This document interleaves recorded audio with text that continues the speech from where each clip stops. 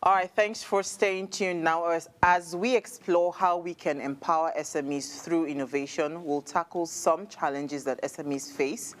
And they are, of course, but not limited to access to finance. Many SMEs struggle to secure funding to support their innovative endeavors, hindering their ability to grow and compete to, of course, compete with other businesses.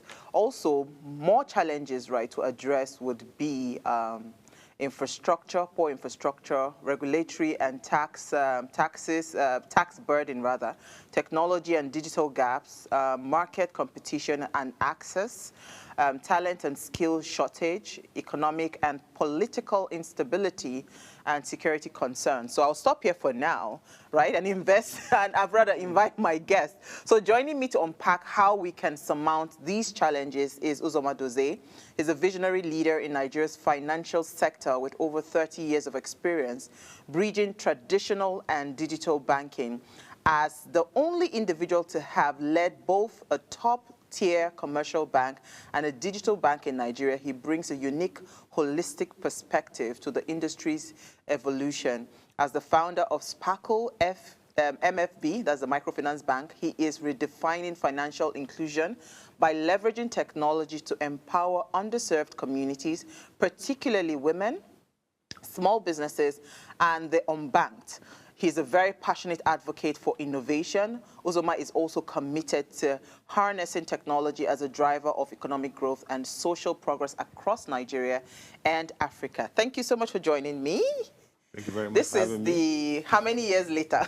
4 years, actually. Really? 2021, I think it was yes. March or February. Yes, I think so. I said, no, we have to have this conversation again. A lot has happened after then. Well, certainly. How have you been, first of all, Mr. Sparkle? Well, it's been interesting. Right after the last time we had, and I think that's when we're just coming out of COVID. Yes. And so we saw a lot of Nigerians deciding to leave the shores of Nigeria for greener pastures. So we had a lot of Japa movement, which affected businesses like ours. And of course, you had some economic downturns during that time. But I mean, like 4 years later, I mean, we're still here, which proves that our model is resilient. And we've actually made great strides in terms of coming up with new products, more products, and also beginning to now play a role in helping and impacting individuals and small businesses. Absolutely amazing. You know, so every time I have the opportunity to discuss SMEs, because I mean, one of our key core focus rather at Upgrade TV is we want to build ourselves to be SME friendly when it comes to giving media services to small businesses. And I know that one of the biggest struggles that SMEs face is the fact that, you know, they're always having issues with financing, access to finance. Why is that still a problem for us today? I mean, access to finance, you know, like you said, I mean, I've worked on both sides, traditional bank and also the digital space. Even though I miss the bank. And John Sparkle. We have the same DNA. So access to finance is, you know, it is not, I mean, like, as far as I'm concerned, we're approaching it the wrong way. Access to finance is about taking a decision to give people money. And a decision to give people money is based on what you know about them. And so you find that most small businesses have difficulty and challenges giving you information to make the decision. And it's not just banks or fintechs or that are provided, or people that you know, family and friends. Why would I give you money, right? Show me what you have done. Show me what you're going to do with the money. And it's difficult when you're in a paper-driven, cash-heavy type of business because you don't have time to even keep records. You don't even know how much you spend. And you find most businesses fall by the wayside because they're not making the right decisions.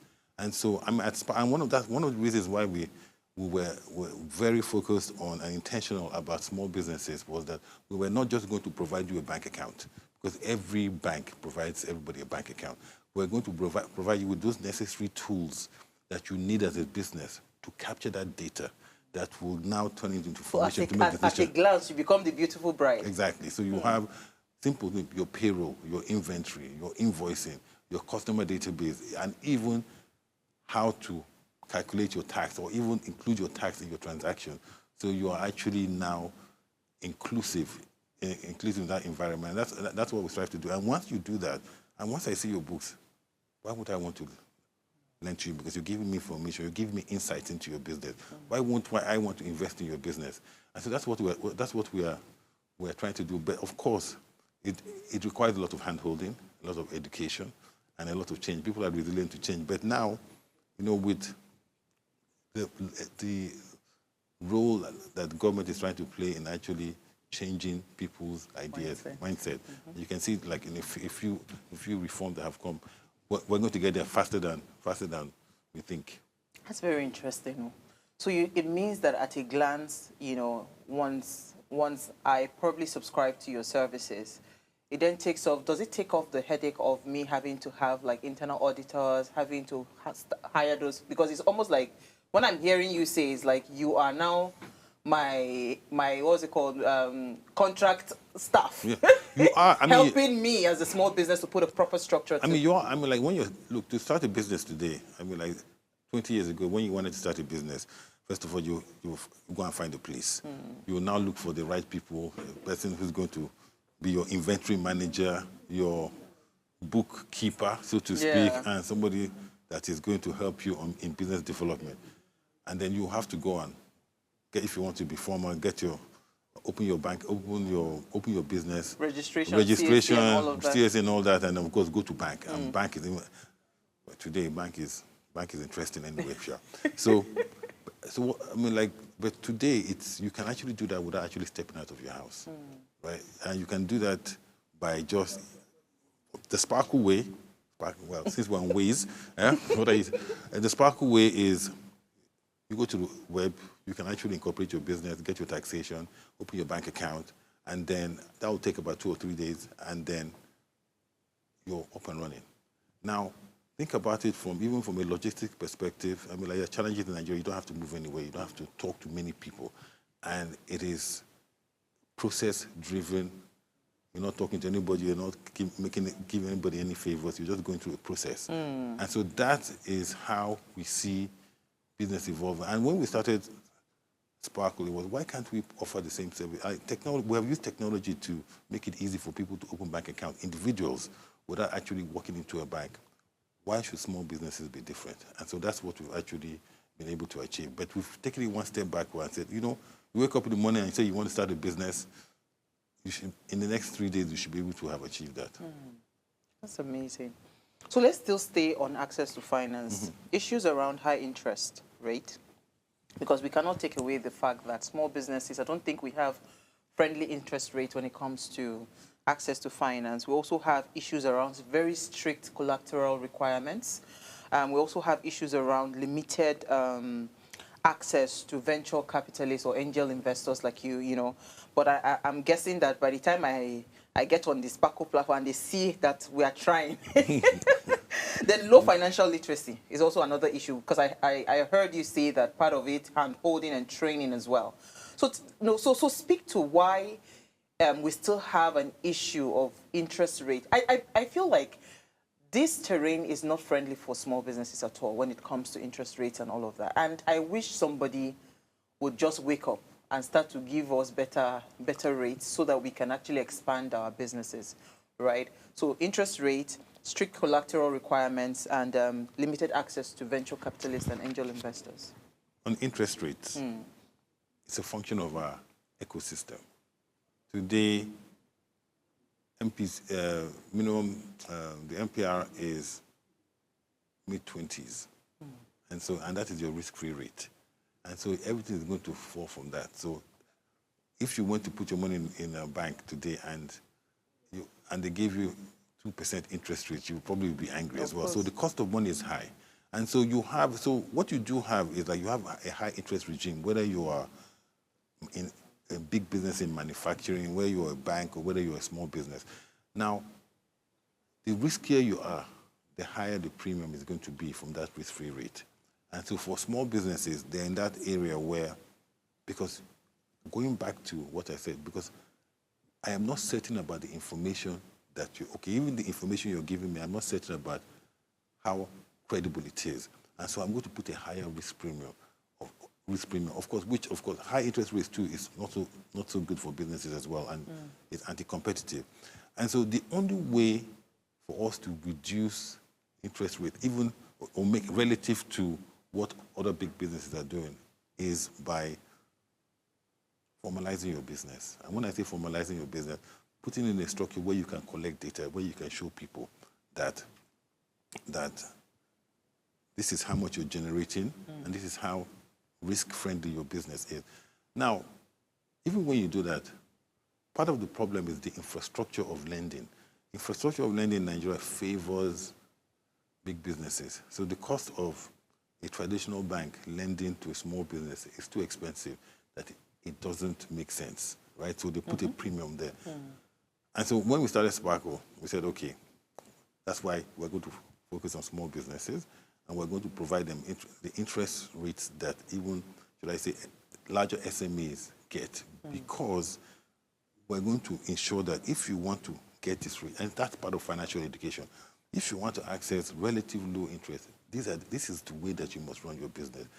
Yeah, and you run that your business not for me to lend to you, so even for you to make better decisions. So if your data is in the right place, if your information is, if your data is in the right place, you will make better decisions on your business. And those better decisions will lead you to access to finance, and access to finance at rates that are affordable, not even from traditional banks, but also, should I say, even some developing agencies that are looking for businesses to invest in and to grow. And so it's positioning yourself to have access. From the collateral perspective, I know there was a collateral register, and we don't know how, I don't know how, should I say, how that has advanced. But I do know that from my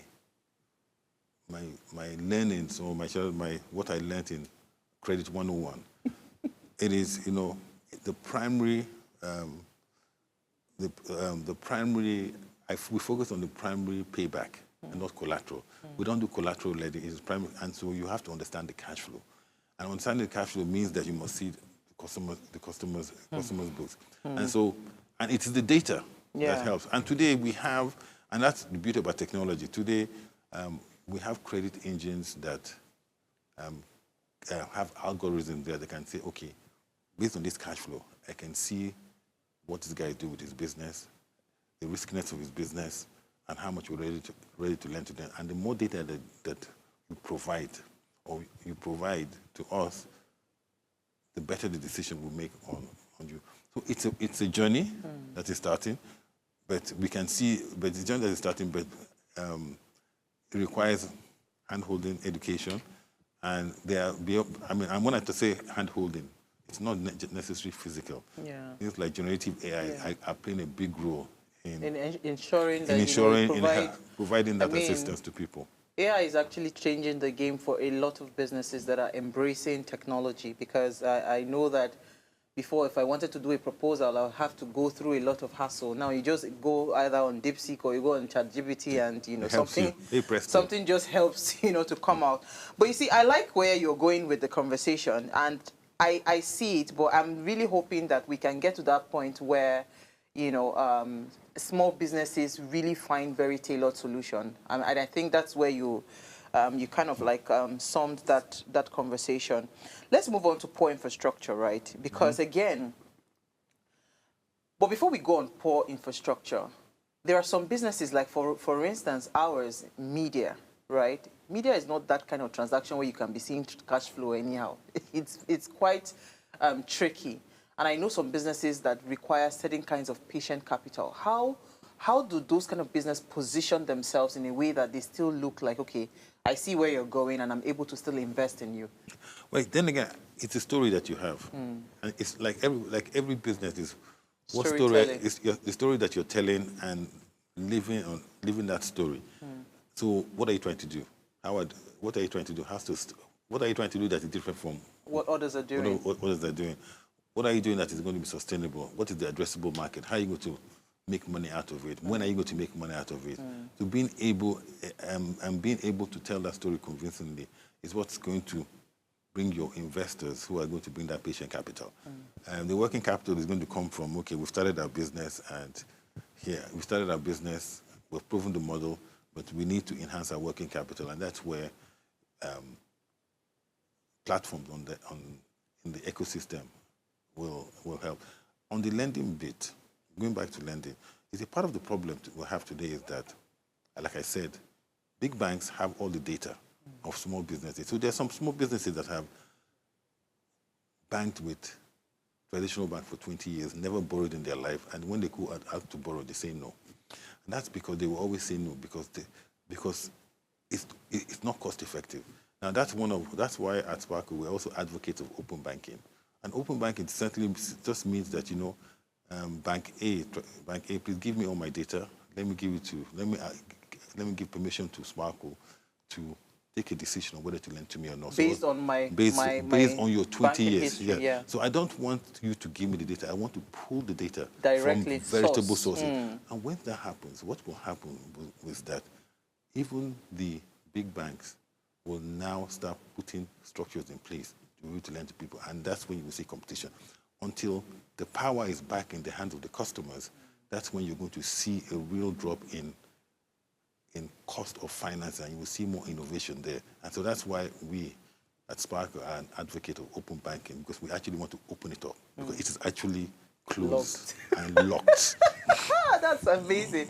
So you just take it direct from source. Yeah. All right, so let's move on to poor infrastructure, because we know what our challenges are in Nigeria. Yes, we do. We have power issues, road networks, and transportation networks are quite poor.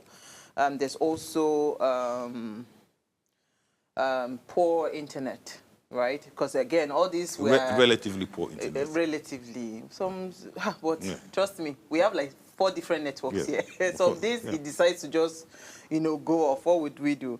So how do we navigate these challenges, and how do we intentionally, the invention, or rather the acceptance of green energy has really changed the game, right? A lot of people are moving, so at least to some extent. Some businesses have been able to stabilize the issue around power and all of that, but we still have connectivity issue. We still have especially for businesses that require probably logistics, movement from one point to another. So how do we navigate some of those challenges that are beyond our control as SMEs?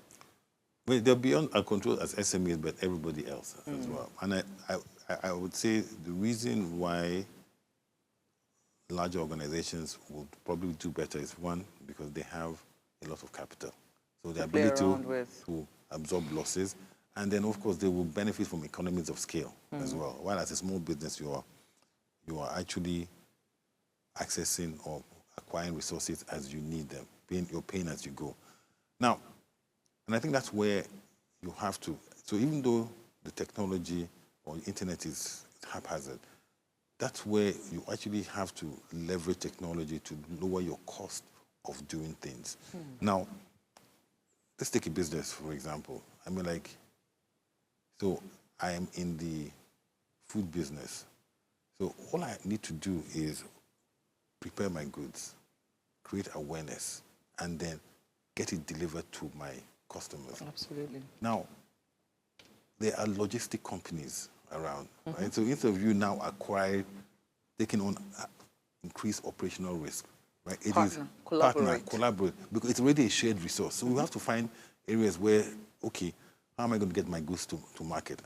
I'm either going to buy, or I'm either going to access. Because access a logistics business. How am I going to reduce my cost of producing my goods? So there is that energy.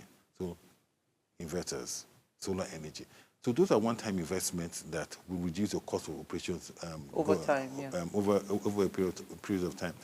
And really, how many people do I need in my business, right? Who are the core and who are the outsourced? And outsourced, even your logistics should be outsourced, because that's not your core business. And so that's why, Sparkle Business is, for me, it's a wonderful platform, because it's not just about it's not about banking. It's about managing your business independently and free from people. Because the more people you have in a business, the higher the operational risks and costs. Because it's not just paying them salary. For some, at Sparkle, when we hire somebody, it's insurance, there's a laptop, there's space, right? And there's operational risk. So the less so we use, so instead of 5 people doing a job, if we can just subscribe to ChatGPT for one person, believe me, it reduces the cost. It's more efficient. And it's not, it actually works.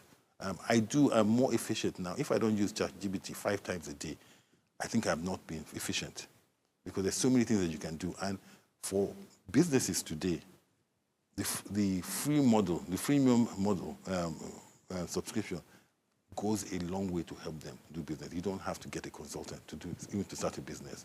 So those are ways in which you can reduce your cost of business. The traditional way does not work anymore. Absolutely. See me smiling. Yeah. You know why I'm smiling? Because when you give the example of the food business, part of what we want to do is we've also noticed a gap in the media skill ecosystem. You see that small business, right? She would require us to be able to help. So she doesn't need to. We're trying to pull. We have an unemployment challenge in Nigeria, young people. But most of them are unemployable because they do not have the skills. Now imagine you intentionally training digital content creators that would now be channeled into the small businesses to help make sure that their media presence is very, very appealing. All she needs to sit down there is post a very lovely picture of Amadla and Ewedu and Begri. Somebody is going to order it because you've done the bit, which is what we are trying to do within the media sector. Create this, upskill these people and then pipeline them back into SME. So I see clearly where you're saying that it's going to help, put that cost structure. So we'll take a very short break. When we come back from that break, we'll continue the conversation. Stay with us.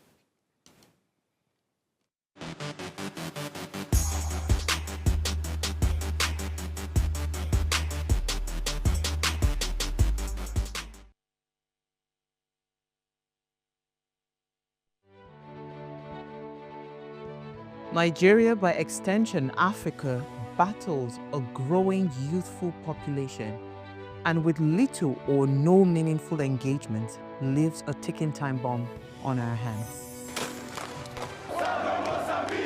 We are a blessed continent with great wealth, both in people and material. Our focus on ways remains driving conversations that affects us all. Topics in the news, social concerns, politics, leadership, governance, empowerment, resource management, conflict management, finance, SME sustainability, technological innovation, food security, health, education, brain drain, our well-being, citizenship, and much more. Our goal is to continuously drive these conversations, keep them burning at the table to effect a positive change both for our nation and continent.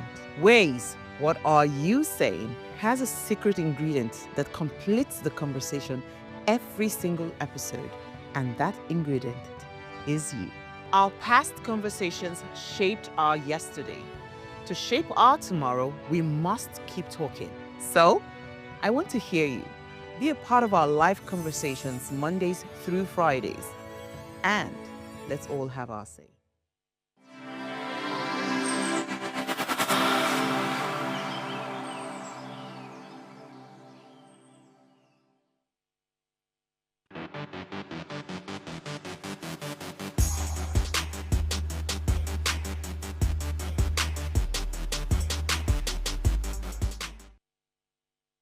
All right, thanks for staying tuned. Now, if you just tuned in, we're having an amazing conversation discussing how we can empower SMEs through innovation.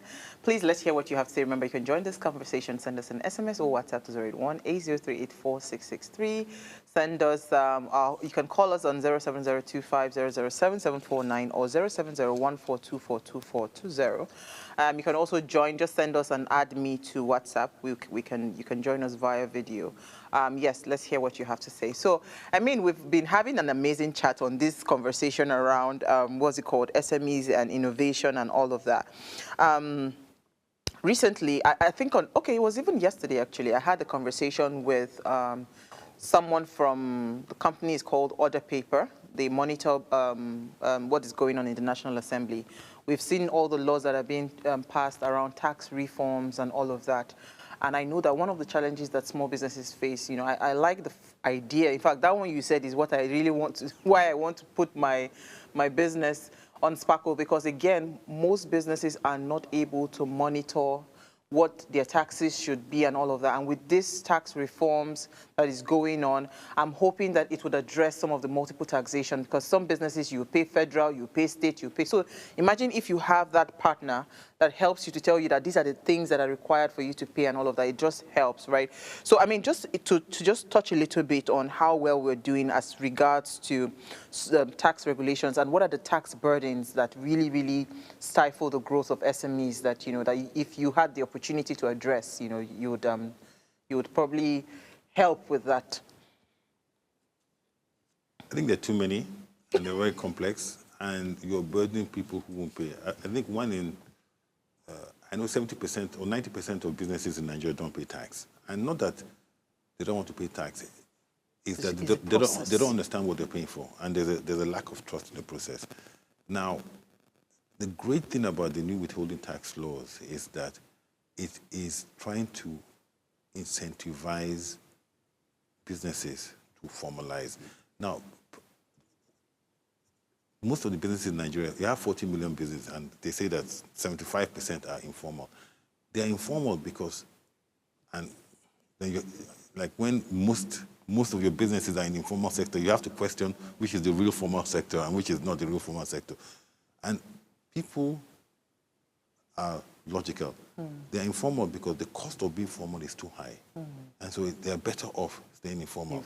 Now, what the government is trying to do with these new tax laws is they're trying to make it cheaper or cheaper to be formal than to be informal. And so it's simple with the new withholding tax. So if I don't have my papers, I do business, I provide services for a business, it is 10% instead of the 5%. In some instances, if you have your documentation, there's no tax to be paid below a certain amount. So they're just simplifying that. And this is actually the first of many documents that are going to help incentivize. Now, I think the biggest challenge is financial awareness and education. And that's where you can't do it manually. You can't do it the old traditional way. You have to use technology to actually scale it. And that's one of the reasons why, you know, I believe that generative AI is going to help us do that. Because part of the challenge of communication and education is taking that message down to the grassroots level, like in the different languages and everything, that common math language. You know, today, and a good example I use is that every time I get, you know, my lawyers, every time they send me a document, I can't understand it. I just upload it to ChatGPT and say, please, explain it to me in layman's terms. And it just does that. So this, you can use this same example analogies and even being able to communicate in the language of the person is a big achievement. You cannot do that because how many people are you going to employ, right, to speak many languages in Nigeria? Meanwhile, you can actually create that in a very cost-effective manner. So the tax laws are one, but execution is going to require man and machine working together to actually do that. But if that is done, that will now, because one of the reasons, actually, one of the indicators, willingness to pay, you know, like when you want to lend to people, you have to assess them from ability and willingness. The fact that you pay your taxes means that because you're paying your tax, you're giving to Caesar what belongs to Caesar. If you can pay your taxes, you will definitely pay back your loan. Pay back your loan. So that for us at Sparkle, if you're paying your taxes, your risk is much lower. And so like the premium that you're paying will drop. And so those are the things that's part of the education that needs to be done. Why should I pay taxes? Because everything is cheaper. That's interesting. So let's talk technology. Yes. And digital gaps that we have, right? I mean, you have an amazing product. There's still a very big issue around adaptation. A lot of people, they just struggle. You know, once they see technology, they're still a bit more advanced to it, you know. And don't forget that some technology, why people run away from it is the cost. And some of them is just because they do not even understand it, the skill gap. So in addressing that, because we know, like you rightly said, the future, if any business must survive, you must embrace technology in one way or the other. how do we start to position SMEs to understand the need? And yes, there are cheaper options now. I mean, DeepSeek came and crashed everybody. I love them so much. Yes. Because people were subscribing. This I said, don't worry, you don't need to subscribe. And we are going to see more of that happening. Cheaper technology, in fact, free subscriptions and all of that. So what is that thing that SMEs should start to intentionally do when it comes to issues around skill gap and, of course, digital adaptation? Okay, so I always say that the future, so you mentioned DeepSeek and you mentioned all the other platforms, but the technology is driven on data. So for small businesses, if you are going to be competitive, how are you capturing your data? Is it paper physical or is it digital? How are you collecting your payments or making your payments? Is it physical or digital? If it's physical, then you're losing data. If you're losing data, how are you going to be able to feed the information into whether it's DeepSeek, whether it's ChatGPT, to actually get help? And so the first thing for any business was if anyone's starting a business today, leave paper out of it, leave cash out of it, because those things are going to be operational risks, right? And the thing about technology too is that you can build trust into that solution. So today, as we were saying at the break, why e-commerce has not blown up in Nigeria is there are trust issues. And so I see something on Instagram, I pay for it. I've had so many people, I pay for it. And my sister ordered snail, like juicy looking snail. Till tomorrow, it's still on the way. You're still waiting for it. And so, I mean, as Sparkle, one of the things that we're doing is trust is not about people. Trust is about the process. Is that okay? We're coming up with escrow. So you pay into an escrow, you receive your goods. It's paid to the vendor. And this is nothing new. This is letters of credit. Now, see, one of the things that technology is allowing us to do is to democratize services that were the exclusive of high-end businesses, and we're bringing it down to the mass takes market. Care of the technological cost. Exactly. And so letters of credits are expensive for small businesses, but you can use technology to even build those kind of solutions. Inventory or payroll were for big businesses before, but now today they're in Sparkle. You start your business, you have your staff, you can pay them, you can work out their all the tax or payee related issues without actually hiring anybody for that. That couldn't have happened 5 years ago, but today and you're going to see more technology and people using technology to enable small businesses do things that before you had to get a big consultant, you had to get a big software from all these big companies that was just not possible. Are you sure that my accountant, your job is still secured in this company? And I can't. I mean, like, and unfortunately, I believe that the traditional model of account officer is going to be out. It's going to be outdated. It's going to be outdated because the thing about it is that your account officer is going to be your chatbot that has been personalized for you. And I'm sure if you use ChatGPT, as the more you use it, the more it knows about me, yeah. The more the answers are tailored. That's what your account officer does for you. But your chatbot that is ChatGPT enabled will know everything about you when you spend money, and will take information and knows more about the world and will give you better advice in a fraction of the time. I'm convinced already. I'm convinced already. Esther, your job is at risk. Let me just be telling you now. But you see, quickly, cybersecurity. Yes. Because people have said that the next world war is going to be a cyber war. Yes. It's not going to be all the wars that we saw in the past. Yeah, it already started in many ways. Right, tell me. There are many stories. Yes, there's a lot of stories around it. So that is one of the biggest reasons a lot of people just are adverse to embracing technology and all of that. They don't want to sleep and wake up with that, Sparkle, where's my money? Something has happened to the platform and the entire, So how are financial institutions, especially the ones that are digitally driven, how are they ensuring, that cybersecurity is paramount, when it comes to some of the services that they're offering? I mean, most banks are actually doing that. Even central bank insists that you must have certain, like, you know, if you're going to issue cards, PC, DSS certification, a few ISO standard certifications. I mean, Sparkle has them as well, because it's in our interest to protect our customers. Because a bank's currency is trust, right?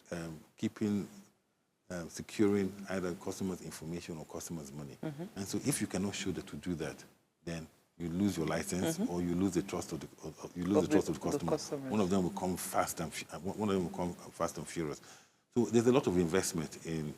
First of all, there's a lot of investment in most credible organizations on cybersecurity, and it's a continuous effort because the criminals are not sleeping. And so for us at Sparkle, those are things that we have our in-house, but we also have outsourced expertise, because there are businesses that their job is to even, for us, we have people who are testing our systems to make sure that they're trying to hack, ethical hackers. Ethical hackers as well. That's what my son wants to study. Yeah. It's big. Yeah, that's going to be a business because nobody's robbing banks anymore. But you know, it's also about, you know, I always say, you know, like in the days of cash and checks. So today, if you have 200 naira or 1,000 naira in your drawer somewhere, how do you know it's missing? You don't know. You wouldn't know until you go and check. So if you haven't been there in a while, but if money is missing from your account, you know immediately. You know immediately. And so it's a question of cyber theft is more, should I say, is more sensational than the everyday manual theft. And when you put it in proportion to the number of transactions that are done electronically versus physically, and the theft from the proportion, it's very, very small. It's insignificant for the number, for the movement. Yes. Yeah. So let's talk, because you touched on it quite. You glanced through it when you were talking about the limited e-commerce. What's it called? Like transactions. Why e-commerce has not really blown up? Yes. You know, what exactly can we do? Because whether we like it or not, right? E-commerce is a big deal. That's what is driving a lot of economies globally, right? And you know, small businesses, imagine if they could embrace, you know, e-commerce platforms, they will scale quicker, right? So how do we, first of all, why are we not scaling here? And how do we scale if we want to do it properly? Are we not doing it right? No, look, when you look at the numbers, from a numbers perspective, we're not doing well because of the size of the country, the size of the economy. Really? Right? From e-commerce. But I mean, today in Lagos, you have people are ordering stuff. Everything online. Everything online. And people, but your limit